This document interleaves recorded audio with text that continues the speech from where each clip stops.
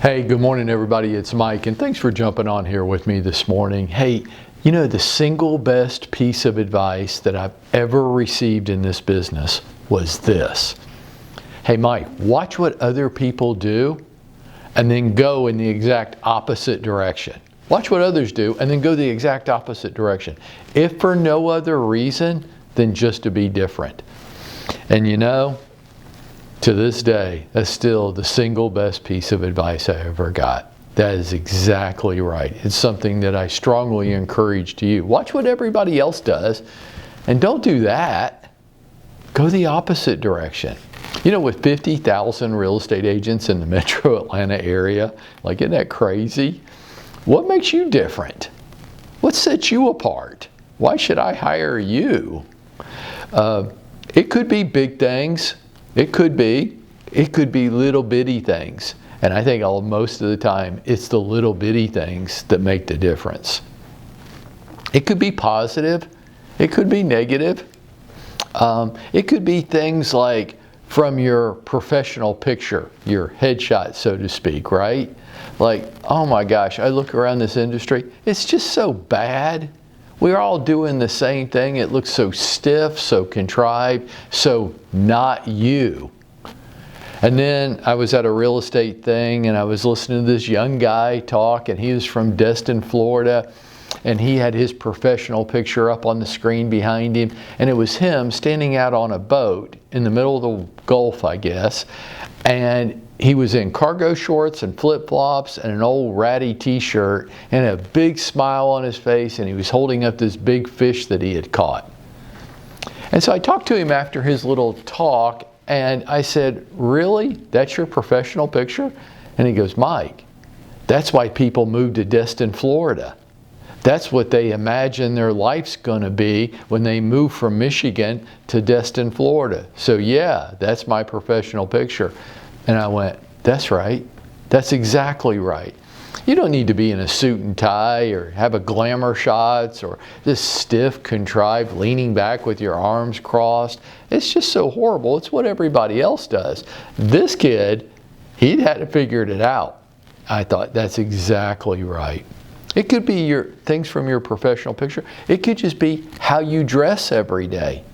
You know, one of the things, and I did it because of this advice, that I noticed about this industry was a couple of things. Number one, consumers don't have very much respect for us. Yeah, they don't. By and large, they think we're a bunch of goofballs, and sometimes they're right. But sometimes it's just because, my next observation, we just dress really sloppily in this industry. Like, we don't dress like professionals, we dress like bums. Shirts untucked, clothes that don't fit, old worn out shoes and belts. We don't look like sharp, snazzy professionals. We look like what they think we are. I'm like, okay, well, I can do different. So from that time till today, I wear a jacket and tie every day. Why? To look, mostly just to look different, right? And compared to how the rest of the industry dresses, it gives me credibility for no other reason than how I dress. I'm going to give you a real quick example. I walk into my golf club one afternoon and I had taken a change of clothes with me, because you will never see me walk around this office in shorts.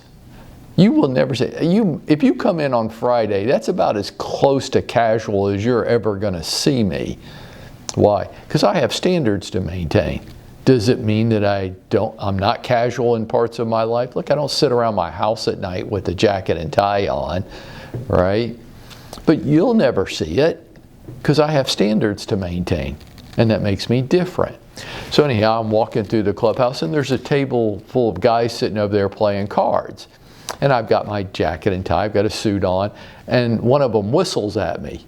And I laughed. And they're like, wow, you look pretty. Where are you coming from, a funeral? And I'm like, no, it's just coming from work. And one of them says, but you're in real estate. And I'm like, yeah, I'm just the pretty face. And they laughed and I kept walking on. But see what they said? But you're in real estate. You people don't dress nice. You people look like bums. You people are goofballs. but you're not. And then as I was walking on through, I thought, yeah, see, it works.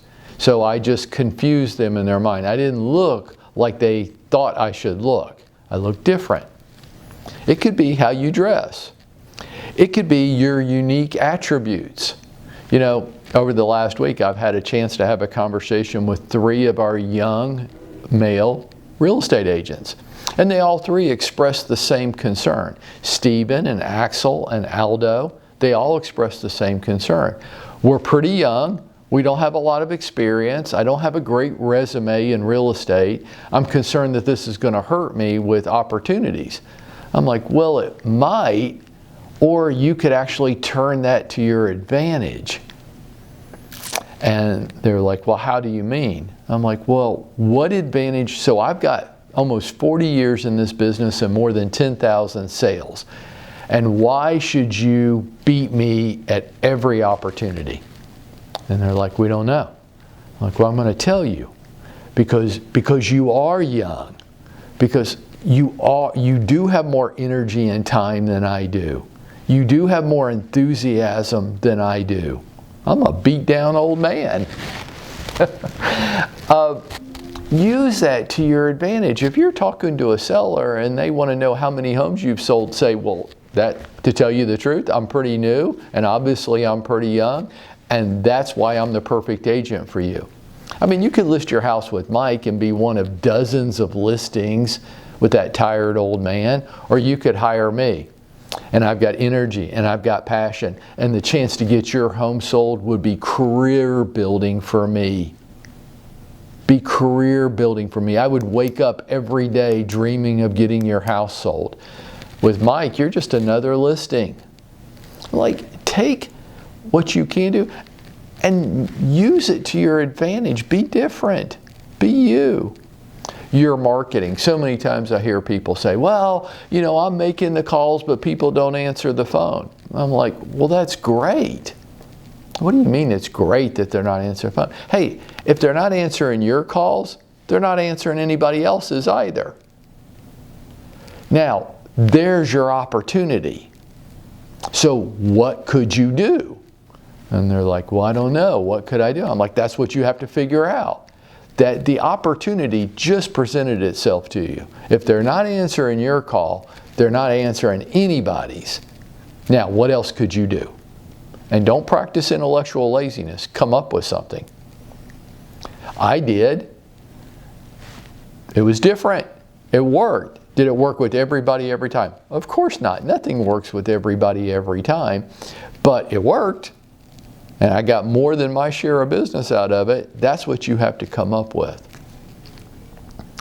Your target audience. Your target audience could just be different than everybody else's. Hey, let me give you a couple examples right here in our building. How many gamers do you know that have built a successful real estate business off their video gaming? We'll take a look at Casey Sears. Do you know anybody else that's like Casey? How many people do you know that are like Steve Danino and that are focusing on lofts? Do you know any real estate agent anywhere that his target audience, his focus is on lofts? No. It makes Steve really unique, right? How about Atticus Graybill? How many people do you know that are focused on 1031 tax-free exchanges? How many people do you even know that know what the hell that is? But if you're an investor in real estate, that is an important concept, and you need somebody to help you navigate that landscape. How about Jay Manning? There is nobody in the state of Georgia that knows more about Section 8 housing than Jay Manning, including the people that work at Section 8 housing who turn to her for advice and guidance. Hey, if you're an investor and you want guaranteed rent every month, would Jay be a unique asset to you? Help you be able to guide you through that minefield of rules and regulations so that you could be successful in that space? Absolutely. These are just a few examples of people who took a target audience and made it really different and unique for them.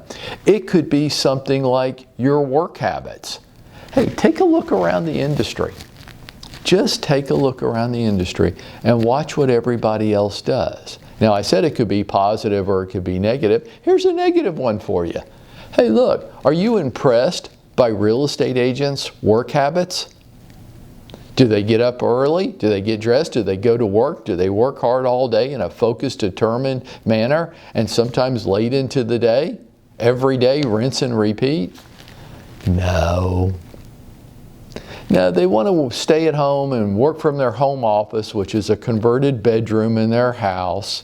And they got all kinds of shit going on in the house which are distracting because they're lazy and they don't want to get up and they don't want to make the effort. And they do want to be successful in this business, but they don't want to put that much effort into it. Now see, that's a negative view on it, right? Yeah, but how could you take that and be completely different? You know, one time I saw this ad and I stole this guy's concept. I was in Charleston, South Carolina, and I was having breakfast, flipping through their newspaper, and I came across this real estate agent's ad on one page.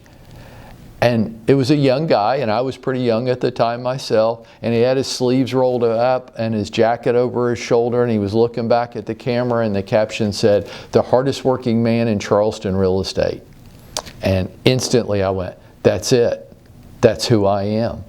That's who I'm going to present myself as, and that's who I'm going to actually be. I'm going to be the hardest working man in Atlanta real estate. And so I just ripped that off and took it, and it worked great. People, not everybody, but not everybody for everything. But a lot of people really liked that. They wanted a young, hard-working real estate agent. And because I presented and marketed myself that way and then tried to be, that was my identity. Folks, what's your identity?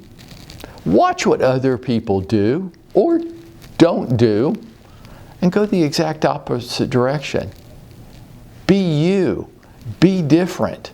Set yourself apart. And if you were to do that, you'd be going out there and making it happen for yourself.